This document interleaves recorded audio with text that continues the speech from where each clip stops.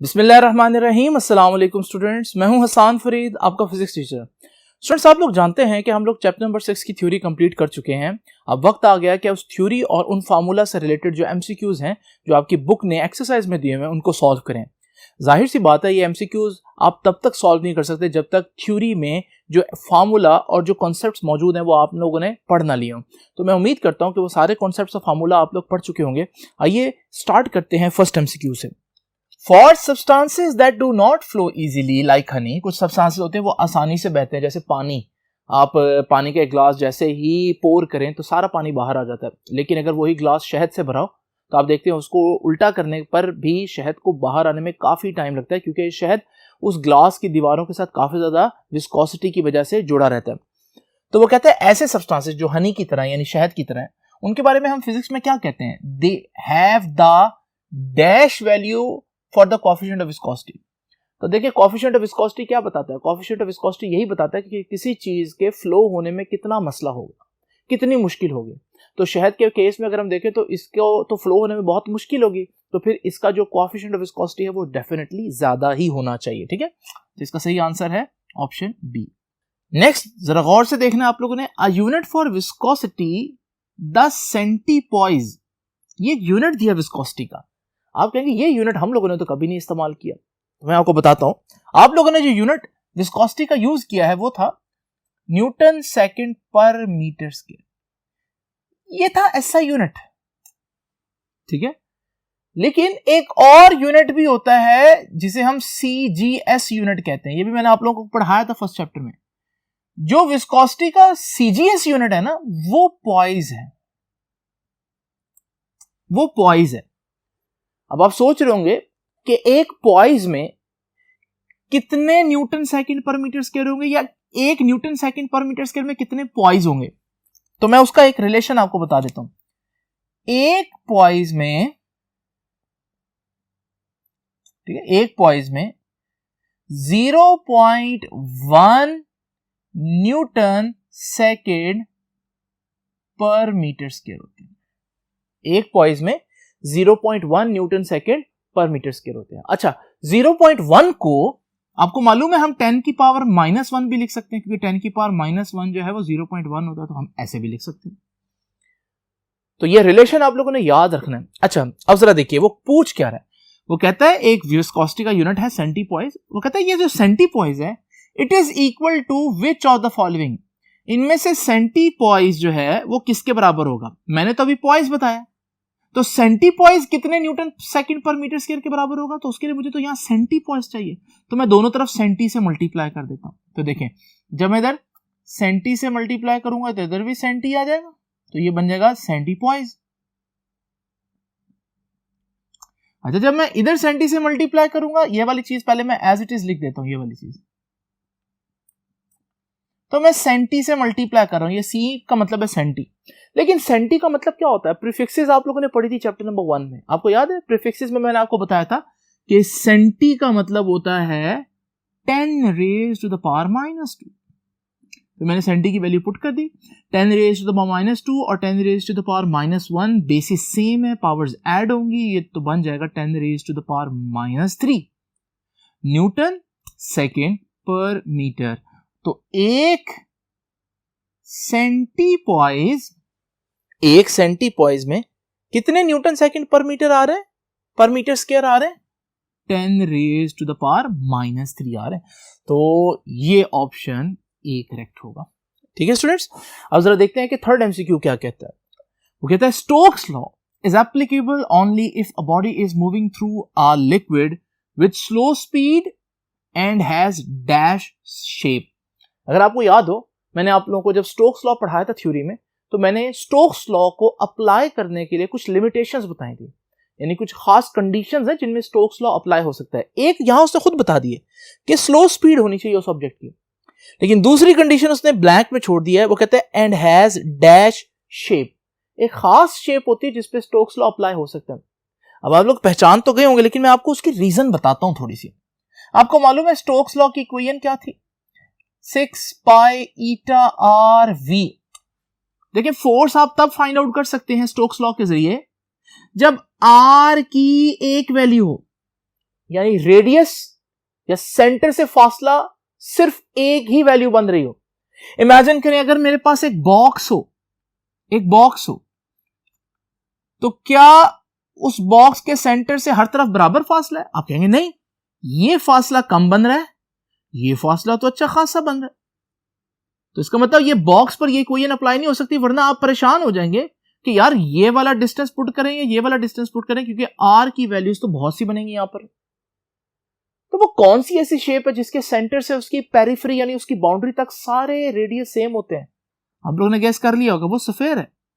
क्योंकि स्फीयर की डेफिनेशन यही है कि उसके सेंटर से उसके सर्कमफेरेंस तक सारे रेडियस सेम लेंथ के होते हैं। ये आर है तो ये आर है तो ये भी आर। तो इसका मतलब ये फॉर्मूला अप्लाई करने के लिए, क्योंकि आपके पास रेडियस की एक वैल्यू आप पुट कर सकते हैं और हमारे पास जो रेडियस की वैल्यू एक होती है वो कौन सी शेप में होती है? वो एक स्फेरिकल शेप में होती है। तो इसमें हमारे पास ऑप्शन बी जो है वो करेक्ट होगा।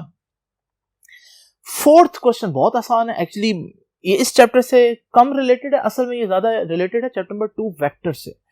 The net force that acts on a 10 Newton falling object, ठीक है, 10 न्यूटन ऑब्जेक्ट यानी उसका वेट 10 न्यूटन है और आपको पता है वेट डाउनवर्ड होता है। तो ये देखिए मैंने ऑब्जेक्ट का वेट 10 न्यूटन डाउनवर्ड बनाया।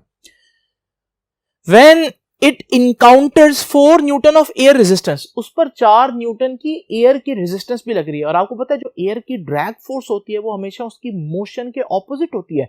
तो अगर ऑब्जेक्ट नीचे आ रहा है तो एयर उसको रोकने की कोशिश करेगी तो वो 4 न्यूटन ऊपर को फोर्स लगाएगी। यानी इस ऑब्जेक्ट पर दो फोर्सेस हैं, एक ऊपर को एक नीचे को, दो एंटी पैरेलल फोर्सेस हैं, बिल्कुल एक दूसरे के ऑपोजिट फोर्सेस हैं। वेक्टर्स में हम लोगों ने क्या पढ़ा था? हम लोगों ने ये पढ़ा था कि जब हमारे पास दो ऑपोजिट फोर्सेस हो तो आंसर यानी नेट फोर्स निकालने के लिए आप दोनों को माइनस करते हैं, सबट्रैक्ट करते हैं। तो अगर ये 10 न्यूटन फोर्स है, ये 4 न्यूटन फोर्स है, तो what would be the net force on the object? तो नेट फोर्स होगी 10 माइनस 4 विच इज 6 न्यूटन। तो यूं हमारे पास ये आंसर आ जाएगा 6 न्यूटन। ठीक है जी, तो वो नेट फोर्स ही पूछ रहा है। चलते हैं नेक्स्ट बोर्ड पर और देखते हैं कि नेक्स्ट एमसीक्यू को किस तरह से सॉल्व करना है। तो आइए स्टूडेंट्स देखते हैं कि जो एमसीक्यू नंबर 5 है उसकी स्टेटमेंट क्या कहती है। वो कहते हैं आ स्काई डाइवर, जो जंप करते हैं पैराशूट वगैरह पहनकर, a sky diver jumps from a high flying helicopter before reaching terminal velocity her acceleration will be. तो उसका एक्सेलरेशन क्या होगा? जरा तवज्जो से देखिएगा, इसको मैं दो हिस्सों में बांट देता हूं। एक है जब वो जंप करेगी, जिस लम्हे उसने जंप किया ना उस लम्हे तो आपको मालूम है उस पर सिर्फ और सिर्फ एक एक्सेलरेशन होगा और वो होगा जी यानी 9.8। ठीक है, अच्छा जब वो टर्मिनल वेलोसिटी अचीव कर लेगी, टर्मिनल वेलोसिटी का मतलब क्या होता है कि हवा में जब चीजें गिरती हैं या किसी भी फ्लूइड में जब चीजें गिरती हैं तो उनकी स्पीड हमेशा नहीं बढ़ती, बल्कि शुरू में उनकी स्पीड बढ़ती है लेकिन एक वक्त आता है उनकी स्पीड कांस्टेंट हो जाती है और फिर वो उसी कांस्टेंट स्पीड से नीचे गिरती रहती है। उस कांस्टेंट स्पीड को हम टर्मिनल वेलोसिटी कहते हैं।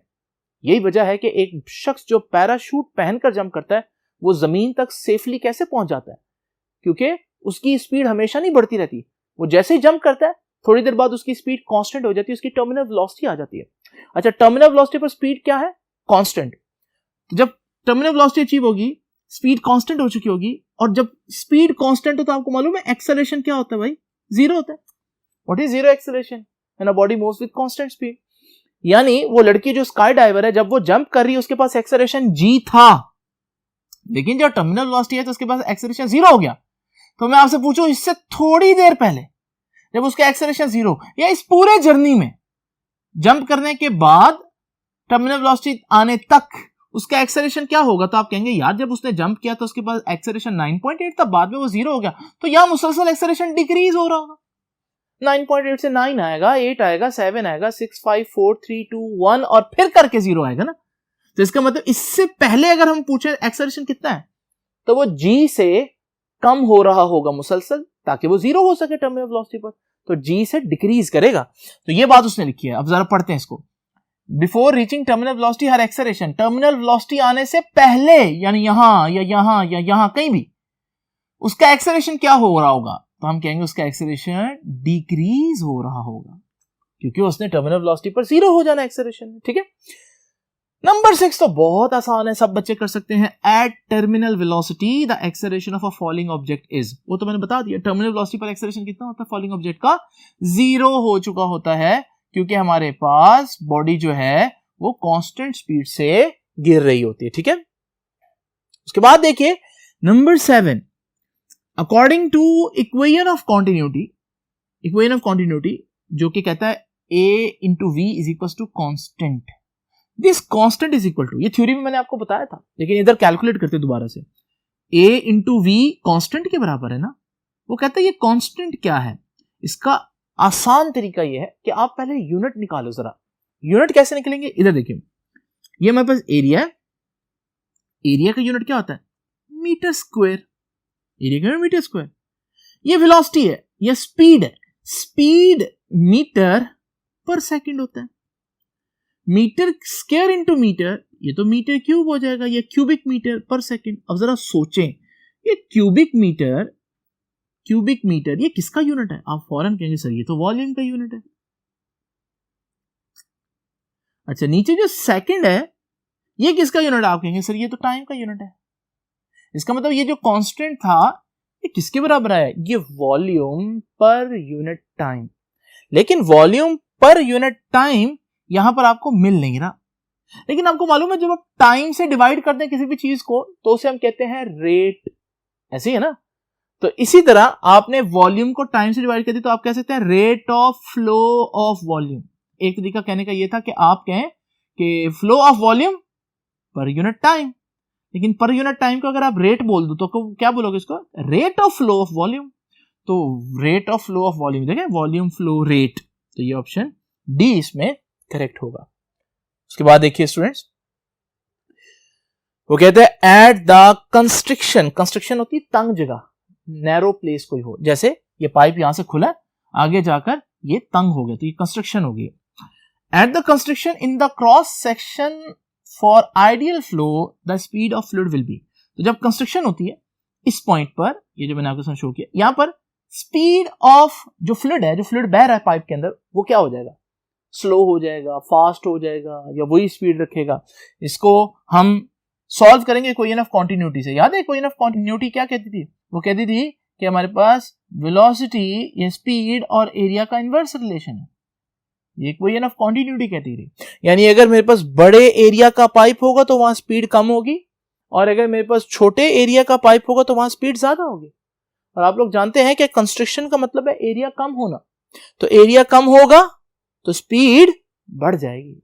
और यही होता है जब आप कूलर को पानी दे रहे हो या गमलों को पानी दे रहे हो, तो आप देखते हैं कि उस पानी के पाइप के आगे जब आप अंगूठा रखते हैं तो आप क्या करते हैं, आप उसका एरिया कम कर देते हैं, और जैसे ही एरिया कम करते हैं तो आपको मालूम है स्पीड ने बढ़ना है, तो जैसे ही आप उसके आगे हाथ रखते हैं उसका एरिया कम कर देते हैं तो जो लिक्विड है वो तेजी से निकलना शुरू कर देता है, वो अपनी स्पीड बढ़ा लेता है। ठीक है, तो यहां पर हमारे पास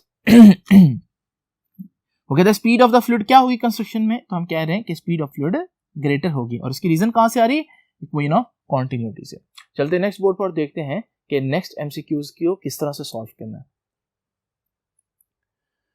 देखते हैं जी स्टेटमेंट इस एमसीक्यू की। वो कहता है water in a level pipe passes from a narrow cross section of pipe to a wider cross section of pipe। देख रहे हैं पाइप यहाँ नैरो है यहाँ वाइड है, तो पानी नैरो से वाइड की तरफ जा रहा है। The pressure against the wall, तो बताएं प्रेशर के साथ क्या मामला होगा। प्रेशर जब पानी इधर से इधर जाएगा तो प्रेशर इंक्रीज होगा या डिक्रीज होगा। हम लोगों ने पढ़ा था कि जो प्रेशर अगेंस्ट द वॉल होता है इसका एरिया के साथ डायरेक्ट रिलेशन होता है। हो सकता है कुछ बच्चे परेशान हो जाएं सोचकर, क्योंकि उनके जहन में जो फार्मूला है प्रेशर का वो तो है फोर्स पर यूनिट एरिया, और इसमें प्रेशर और एरिया डायरेक्टली प्रोपोर्शनली बल्कि इनवर्सली प्रोपोर्शनल लग रहे हैं, ऊपर नीचे आ रहे हैं। लेकिन याद रखिएगा यहां हम लोगों ने जब फ्लूइड डायनामिक्स पढ़ी थी तो हम लोगों ने बात की थी वहां पर स्टैटिक प्रेशर की। दीवारों पर जो प्रेशर लगता है वो स्टैटिक प्रेशर होता है, और वो जो प्रेशर होता है उसके लिए हम लोगों ने पढ़ा था कि वो एरिया की डायरेक्टली प्रोपोर्शनल होता है। तो अगर इधर जाते हुए हम देखें तो एरिया बढ़ रहा है तो प्रेशर भी बढ़ेगा। ठीक है, तो प्रेशर ऑन द वॉल, ठीक है, प्रेशर अगेंस्ट द वॉल इसे कहते हैं स्टैटिक प्रेशर। इंजीनियरिंग की टर्म में हम इसे कहते हैं स्टैटिक प्रेशर, तो वो हमारे पास क्या होगा, वो इंक्रीज होगा। ठीक है, और भी प्रेशर होता है, जैसे हम प्रेशर ड्यू टू ग्रेविटी की बात करते हैं, हम डायनामिक प्रेशर की बात करते हैं। तो यहाँ जो जब दीवारों की बात करते हैं ना, दीवारों पर जो पानी का प्रेशर पड़ता है उसे हम बोलते हैं वो स्टैटिक प्रेशर है। MCQ नंबर 10 देखते हैं। A 4 metre high tank filled with water is drilled with 4 identical small holes. आसान अल्फाज में हमारे पास एक इस तरह का रिजर्वायर है, टैंक है, जो कि 4 मीटर लंबा है। ठीक है, 4 मीटर लंबा। वो कहता है इसमें हमने सुराख किया एक 1 मीटर पर ये वाला, एक 1.5 मीटर हाइट पर ये वाला, एक 2 मीटर हाइट पर ये वाला सुराख है, और एक 2.5 मीटर हाइट पर ये वाला सुराख है। ठीक है, from the bottom of the tank. ठीक है, ये सारी हाइट्स टैंक के बॉटम से दी हुई है। The speed of efflux will be greatest from the hole. Speed of efflux का फार्मूला हम लोगों को मालूम है, और वो फार्मूला था √2g h1 - h2। ठीक है, ये हमारे पास स्पीड ऑफ इफ्लक्स का फार्मूला था। अच्छा, एक तरीका तो ये है कि आप सारी हाइट्स पुट करके हर एक में स्पीड निकाल लें और फिर देखें कि हमारे पास जो स्पीड है वो सबसे ग्रेटेस्ट, सबसे ज्यादा किस में। लेकिन इसका एक ट्रिक, शॉर्ट ट्रिक आप कर सकते हैं, और वो क्या है, देखें स्पीड डिपेंड कर रही है किस पर, h1 - h2। पूरी डिटेल के लिए तो आप लेक्चर देखेंगे, यहां मैं सिर्फ आपको इतना बता दूं। ठीक है, टॉरिस-लीस थ्योरम में हम लोगों ने पढ़ा था कि स्पीड h1 - h2 पर डिपेंड कर रही है। h1 - h2 का मतलब आपने समझना डेप्थ, यानी स्पीड डिपेंड कर रही है डेप्थ पर, यानी सुराख जितना डीप होगा, टैंक में जितना नीचे होगा सुराख, उतना उससे निकलने वाले पानी की स्पीड बढ़ जाएगी। और ये बात समझ में भी आती है, यहां से जो पानी निकल रहा है, देखो उसके ऊपर कितना ज्यादा पानी है जो उस पर प्रेशर डाल रहा है, तो वो बहुत तेजी से निकलेगा। लेकिन यहां जो सुराख है जितना ऊपर है, उसके ऊपर जो पानी जिसने प्रेशर डालना है उस पर, वो कम होता जा रहा है।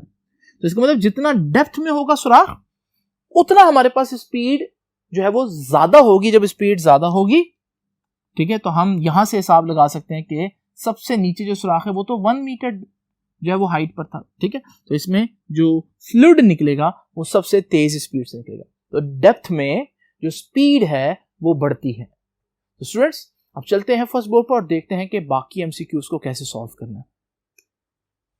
तो आइए स्टूडेंट्स, अब देखते हैं कि 11th एमसीक्यू क्या कहता है। 11th एमसीक्यू की स्टेटमेंट है कि venturimeter is a device used to measure what. हम लोगों ने वेंथ्रीमीटर को बहुत डिटेल में पढ़ा था, वहां मैंने आपको बताया था कि वेंथ्रीमीटर जो है वो स्पीड ऑफ फ्लूइड को फाइंड आउट करने के लिए एक डिवाइस यूज होती है। ठीक है, तो यहां पर हमारे पास सही ऑप्शन होगा स्पीड ऑफ फ्लूइड। उसके बाद 12 एमसीक्यू देखते हैं। A certain pipe has a cross sectional area of 0.0001 metre square. तो ये इसका क्रॉस सेक्शनल एरिया, इसको मैं यहां लिख देता हूं। ये एरिया है 0.0001 metre square, in which water is flowing at this speed 10 metre per second. ये स्पीड होगी तो 10 मीटर पर सेकेंड। अब वो कहता है कि हमारे पास the volume flow rate will be. अभी वॉल्यूम फ्लो रेट के बारे में हम लोगों ने पढ़ा था कि volume flow rate basically area और स्पीड का प्रोडक्ट होता है। अब एरिया भी गिवन है, स्पीड भी गिवन है, तो आपको जिस वैल्यूज पुट करनी है, एरिया है 0.0001, स्पीड है 10, तो जब आप इसको मल्टीप्लाई करेंगे आपका आंसर आ जाएगा 0.001 मीटर क्यूब पर सेकंड, क्योंकि फ्लो रेट का यही यूनिट होता है। तो इसमें से हमारे पास जो सही आंसर है वो ऑप्शन बी है। उसके बाद वो कहता है एट सफिशिएंटली हाई स्पीड, अगर हम बहुत ज्यादा स्पीड कर दें फ्लूइड की, तो उसका जो फ्लो है वो क्या हो जाता है। तो आपको पता है दो किस्म के फ्लो होते हैं, एक को हम टर्बुलेंट फ्लो कहते हैं और एक को हम स्ट्रीमलाइन फ्लो कहते हैं। जब लिक्विड आराम से बह रहा हो तो उसका जो फ्लो होता है उसमें एक सुकून होता है, उसमें एक इक्विलिब्रियम होता है, तो हम कहते हैं कि वो जो हमारे पास फ्लो है वो स्ट्रीमलाइन है या स्टडी फ्लो है। लेकिन जब एक खास रफ्तार से स्पीड ज्यादा हो जाए तो हम फिर कहते हैं कि वो जो फ्लो है अब उसमें टर्बुलेंस आ गई है, वो टर्बुलेंट फ्लो हो गया है, वो इतना रेगुलर फ्लो नहीं है बल्कि उसमें इरेगुलरिटी आ गई है। चलते हैं नेक्स्ट बोर्ड पर और देखते हैं कि नेक्स्ट एमसीक्यू क्या कहते हैं। तो स्टूडेंट्स इसकी स्टेटमेंट पढ़ते हैं। वो कहते हैं the water in the tank is 10 metre above the leak point. ठीक है, 10 metre above the leak point, ये आप कंसीडर कर सकते हैं H height. The speed with which the water emerge from the leak, तो किस स्पीड से वाटर उस सुराख से निकलेगा। तो बेसिकली ये टॉरिसलिस थ्योरम की एप्लीकेशन है। आपको याद है टॉरिसलिस थ्योरम में हम लोगों ने एक फार्मूला पढ़ा था कि किसी भी होल में से जो स्पीड, जिस स्पीड से फ्लूइड निकलेगा उसे स्पीड ऑफ इफ्लक्स कहते थे, उसे v से रिप्रेजेंट करते थे, वो बराबर होगी √2gh। अब यहां वैल्यूज पुट करते हैं, √2, g की वैल्यू 9.8 और h की वैल्यू इसने 10 दी हुई है। जब आप इसको सॉल्व करेंगे तो आपका आंसर ऑलमोस्ट 14 मीटर्स पर सेकेंड आएगा, तो ऑप्शन बी जो है वो करेक्ट होगा। उसके बाद लास्ट एमसीक्यू है when the radius of the artery is reduced, यानी रेडियस से आप ये भी कह सकते हैं कि एरिया कम हो गया। एक ही बात है ना, जब रेडियस कम हो जाता है तो एरिया भी कम हो जाता है। तो ब्लड प्रेशर क्या होगा, इंक्रीज होगा या डिक्रीज होगा। देखें हम लोगों ने पढ़ा था कि इस चैप्टर में प्रेशर और एरिया का डायरेक्ट रिलेशन है। ठीक है, ये मैंने लास्ट आपको कुछ एमसीक्यूज पहले भी बात बताई। आमतौर पर जो हम समझते हैं वो है P is equal to F over A, यानी प्रेशर क्या होता है, फोर्स पर यूनिट एरिया। तो बच्चे प्रेशर और एरिया का इन्वर्स रिलेशन समझते रहें। लेकिन इस चैप्टर में जहाँ फ्लूइड की बात हो रही है वहाँ स्टैटिक प्रेशर की बात हो रही होती है, और स्टैटिक प्रेशर जो है वो एरिया के डायरेक्टली प्रोपोर्शनल होता है। यानी जहाँ एरिया ज्यादा वहाँ प्रेशर ज्यादा, जहाँ एरिया कम वहाँ प्रेशर कम। तो अगर आर्टरी जो है, जो भी खून की नाली है, वो अगर उसका एरिया कम हो रहा है, ठीक है, तो फिर इसका मतलब उसका ब्लड प्रेशर भी, उसमें वहां पर ब्लड प्रेशर भी कम होगा। ठीक है जी, तो हमारे पास यहाँ पर ऑप्शन बी डिक्रीज आएगा।